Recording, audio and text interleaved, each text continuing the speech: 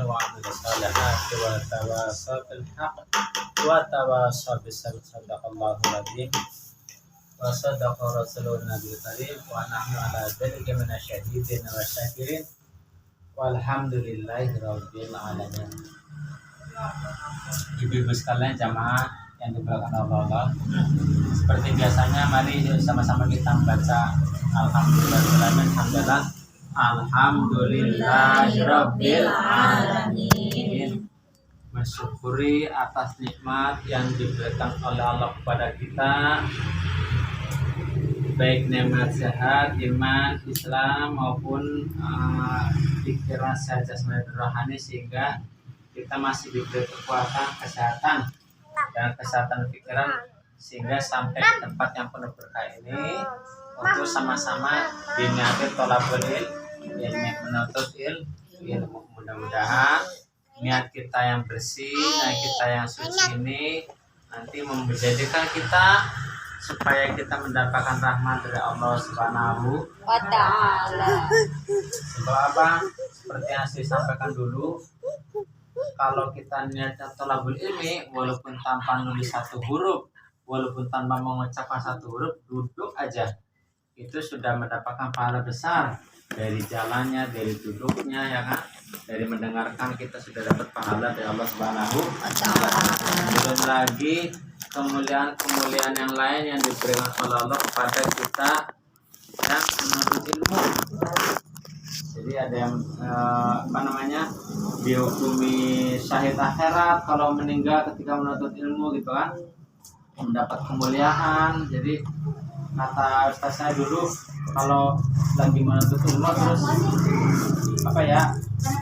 alhamdulillah misalnya ibu dari sini meninggal, lagi duduk meninggal gitu, kalau insya Allah meninggal husnul hati masbuk sambil menuntut ilmu. Nah, kemarin di pondok pesantren anak saya di Darul Mukmin juga ada satu anak yang meninggal baru kemarin. Dia lagi bersih-bersih, terus dia naik ke lantai 3, sudah diingatkan jangan naik nanti jatuh, ternyata jatuh beneran. Nah, terus meninggal dia. Itu anak itu insya Allah syahid. Lagi puasa Lagi puasa pula kan, ya insya Allah meninggal dalam keadaan syahid. Seperti yang di pondok pesantren saya juga kemarin juga sama teman saya perempuan itu kan, anaknya pondok pesantren situ meninggal, sedang lagi di luar dekat pondok, terus ketabrak kereta, insya Allah meninggal dalam keadaan syahid. Sebab apa? Perjalanan dia dari rumah sampai ke pesantren itu dalam keadaan menuntut ilmu. Kayak saya gini, walaupun saya yang mengisi itu, saya niatin tholabul ilmi, saya niatin untuk menuntut ilmu. Sebab apa yang saya sampaikan juga sebagai pengingat diri untuk saya pribadi, dan pengingat ataupun sebagai pemberi mengingatkan kepada ibu-ibu jamaah sekalian, gitu ya.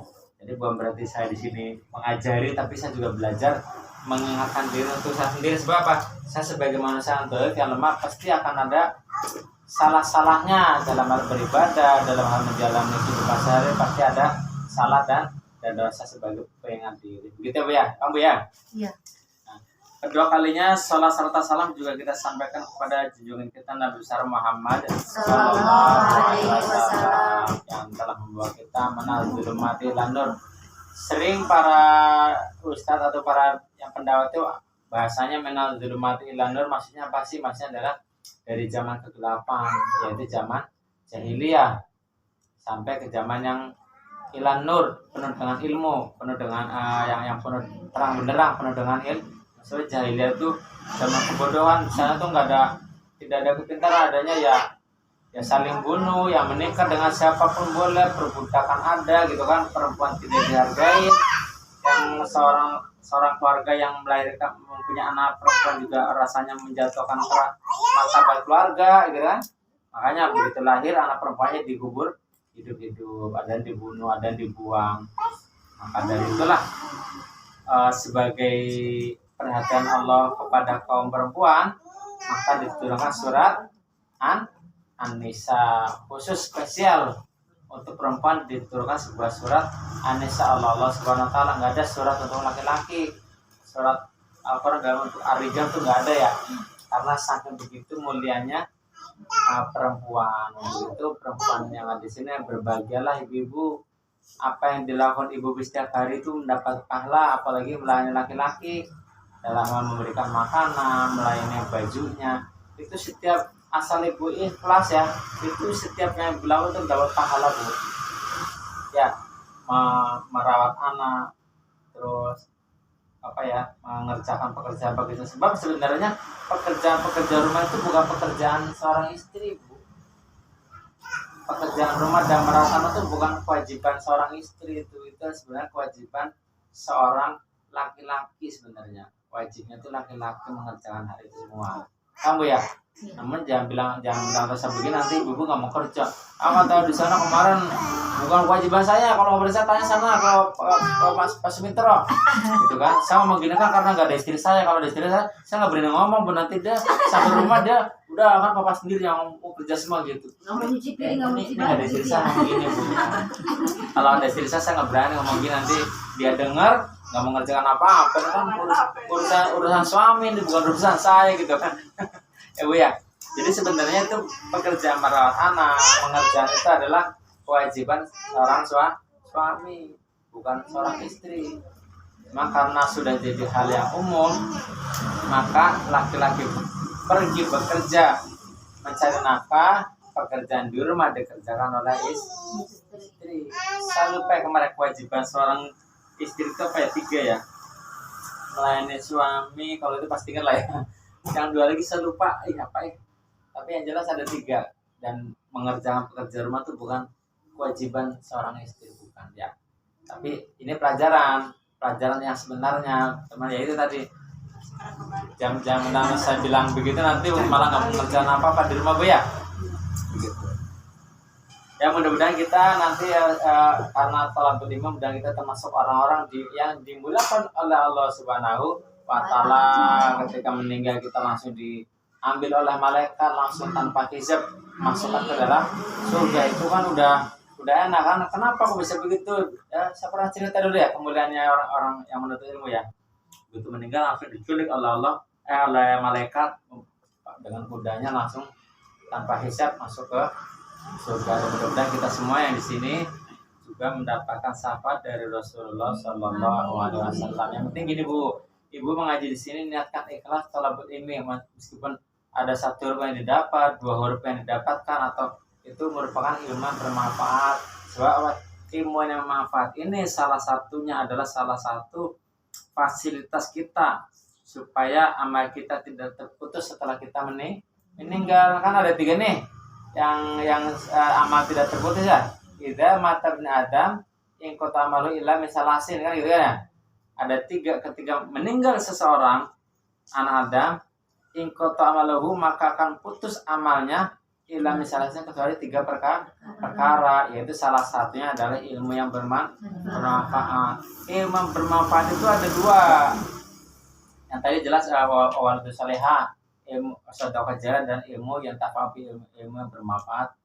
Ada 2. Pertama untuk dirinya sendiri, dan yang kedua untuk orang lain. Kayak Bu Alia nih misalnya gitu kan, dia mendapatkan ilmu bermanfaat 2. 1 untuk dirinya sendiri misalnya gitu kan, yang kedua untuk orang lain, sebab mengajarkan ilmu kepada orang lain. Mudah-mudahan saya juga termasuk dapat dua kemanfaatan ya. Ibu-ibu juga jangan berkecil hati. Kalau Ibu Alia yang 2 ya, Pak Sumitro juga 2 ya, sama cuma 1. Bukan, ketika ibu mengamalkan atau mengajarkan anak-anaknya, terus yang diajar itu bermanfaat untuk si anak, gini loh, misalnya, nah itu bacaan sholat itu yang benar begini nih, Allahumma sholli ala sayyidina Muhammad gitu kan.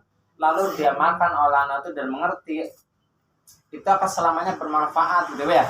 Jadi ibu jangan berkecil hati, anaknya yang jadi ustaz ya, ilmunya kemanfaatannya 2, selain untuk sendiri juga untuk orang yang sama 1. Jangan, ibu tetap mempunyai 2 kemanfaatan kalau mengajarkan kepada anaknya, kepada saudaranya, kepada ibunya. Misalnya ibunya masih hidup terus masih kurang paham tentang agama, diajarkan gitu bu ya.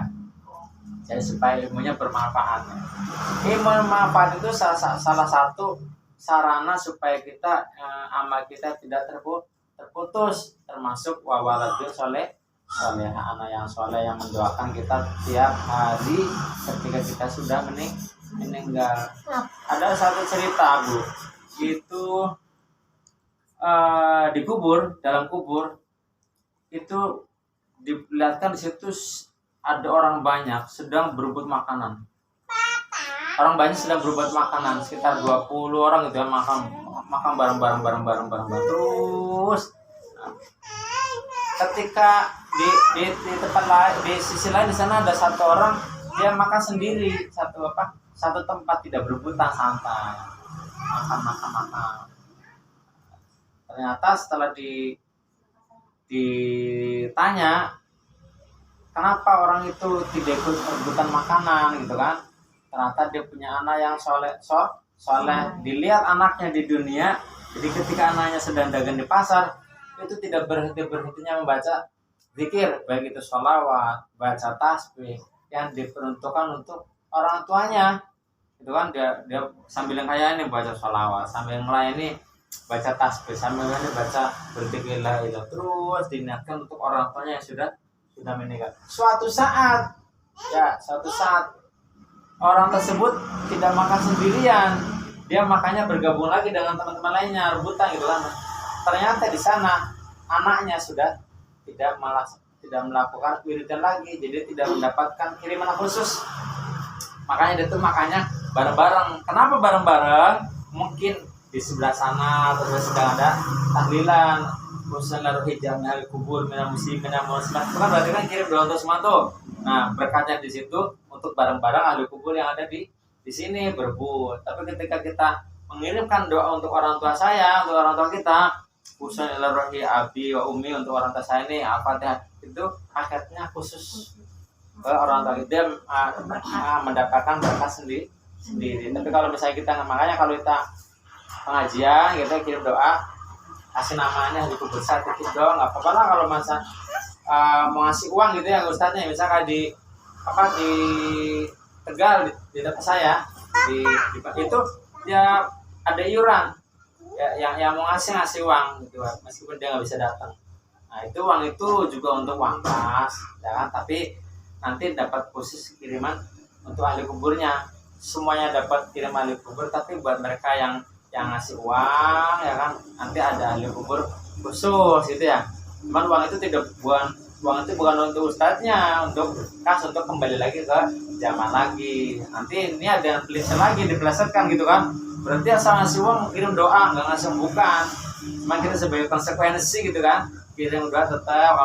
Kalau ngasih uang dengan ahli kuburnya dikirimnya khusus gitu. Jadi mungkin maksudnya adalah ilmu yang taqwa adalah ilmu bermanfaat untuk kita sendiri dan untuk orang lain, dan salihah adalah untuk anak yang mengirimkan doa untuk orang tua kita. Coba ibu bayangkan kalau orang tuanya ibu sekarang sudah wafat, sudah meninggal, itu yang saya dulu pernah ngasih amalan ibu ya. Itu kalau doa itu tutup dengan doa Rabbi firli wa yuladiyya wa rahmahumma kama suara 7 kali. Berapa kali ya? 7 kali, insyaallah kita akan, selain memang doa tersebut nyampe ke orang tua kita, juga insyaallah kita akan dimudahkan ketika kita mendapatkan kesulitan baik di dunia maupun di akhirat. Ibu yang banyak itu belum tahu ya, kalau doa kasih jasa, kalau doa di belakangnya akhir doa atau doa nggak apa-apa, Rabbi firli wali walidayya warhamhuma kama rabbayani saghira 7 kali ya, 7 kali ya. Jadi insyaallah kita akan mendapatkan kemudahan, juga nanti orang tua kita juga insyaallah mendapatkan maghfirah atau ampun dari Allah Subhanahu wa taala. Dan yang kita doakan untuk orang tua kita insyaallah akan kembali ke kita. Bagaimana? Nanti insyaallah kita akan didoakan oleh anak kita gitu ya. Biar terus kan. Ya kita baca salatan ya. biar mantap ya salat Nabi. Mudah-mudahan kita mendapat sahabat Rasulullah sallallahu alaihi wasallam. Allahumma sholli ala sayyidina Muhammadin tibil qulubi wa dawaiha wa afiyatil abdani wa shifaiha wa nuril absari wa diyaiha wa ala alihi wa sahbihi wa sallim. Allahumma sholli ala sayyidina Muhammadin tibbil qulubi wa dawaiha wa afiyatil abdani wa shifaiha wa nuril absari wa diyaiha wa ala alihi wa sahbihi wa sallim. Allahumma sholli ala sayyidina Muhammadin tibbil qulubi wa dawaiha wa afiyatil abdani wa shifaiha wa nuril absari wa diyaiha wa ala alihi wa sahbihi wa sallim. Al-Fatihah. Bismillahirrahmanirrahim. Maliki yaumiddin. Iyyaka na'budu wa iyyaka nasta'in. Ihdinas siratal mustaqim. Shiratal ladzina an'amta 'alaihim ghairil maghdubi 'alaihim waladdallin. Amin. Yang kedua, sesi kedua ini saya akan sedikit memberikan atau mengartikan gitu ya. Surat Al-Zalzalah sedikit saja sebagai pengingat kita ya. Mudah-mudahan kita tidak termasuk orang-orang yang bahasa Jawanya mengeranapi, mengalami ya. Bismillahirrahmanirrahim. Idza zulzilatil ardu zilzalaha. Ini firman Allah ya. Ini artinya menggambarkan tentang kiamat ya. Apabila bumi telah diguncangkan dengan goncangan yang dahsyat ya. Kita nggak bisa bayangkan kalau Allah mau udah mengatakan goncangan yang dahsyat itu udah seperti apa ya. Kemarin kadang baru gempa skala Richter aja sudah goyahnya kayak apa. Ini kita yang jauh ya, apalagi yang dekat, yang betul-betul merasakan gempa bumi yang asli. Artinya yang pernah saya lihat itu adalah ketika gempa bumi di Jogja itu sampai dibumbul-bumbulkan itu aja, sampai porak-porandanya kayak apa. Itu cuma satu lokasi di Jogja dan sekitarnya ya.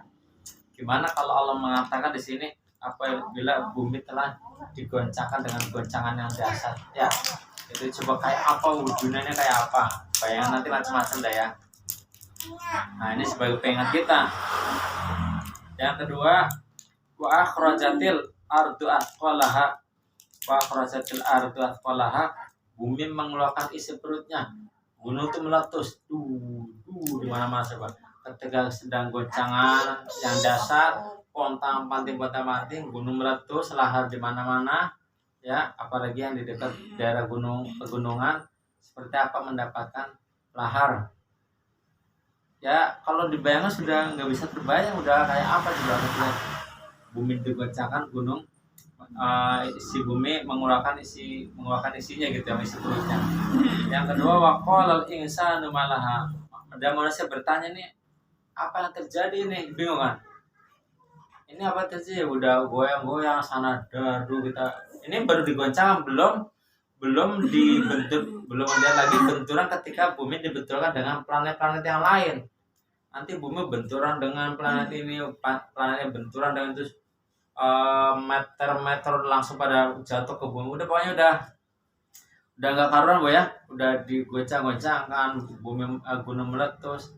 Ini manusia satu hanya bisa, tidak ada waktu lagi untuk bertobat, sudah tidak ada waktu lagi untuk istighfar, sudah ada waktu, tidak ada waktu lagi untuk melaksanakan ibadah, untuk minta ampun sudah nggak ada. Sebab apa? Orang-orang, kalau salah ya, orang-orang yang mengalami adanya kiamat itu dalam mereka yang tidak beriman, yang sudah lupa dengan Allah. Sebab apa? Selama masih ada, selama masih ada orang sholat, insya Allah kiamat tidak akan datang. Maka ketika kiamat itu datang, berarti sudah tidak ada orang yang beriman, sudah tidak ada orang yang sholat. Nah, ketika tidak ada orang beriman, maka didatangkan bencana seperti ini. Orang hanya nyebut ada apa ini, tidak menyebut istighfar, tidak minta ampun, tidak lagi mohon ampun, nggak ada kan gitu. Yang ketiga adalah yaumaidzin tuhaditsu akhbaraha, dan pada hari itu bumi menyampaikan berita tentang apa yang diperbuat oleh manusia. Mungkin di sini ditiuplah trompet sangkakala. Buatlah inilah, setelah bumi bergoncang, urutannya bumi goncang, gunung meletus, baru ditiupkan sangkakala. Inilah telah datang hari akhir.